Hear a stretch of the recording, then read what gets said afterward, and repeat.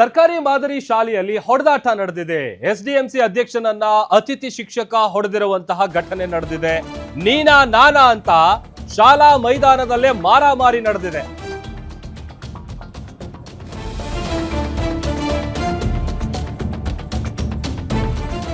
ನೋಡಿ, ನೀನಾ ನಾನಾ ಅಂತ ಶಾಲಾ ಮೈದಾನದಲ್ಲೇ ಮಾರಾಮಾರಿ ನಡೆದಿದೆ. ಮಕ್ಕಳ ಮುಂದೆನೆ ಹೊಡೆದಾಡ್ಕೊಂಡಿದ್ದಾರೆ ಶಿಕ್ಷಕ ಮತ್ತು ಎಸ್ಡಿಎಂಸಿ ಅಧ್ಯಕ್ಷ.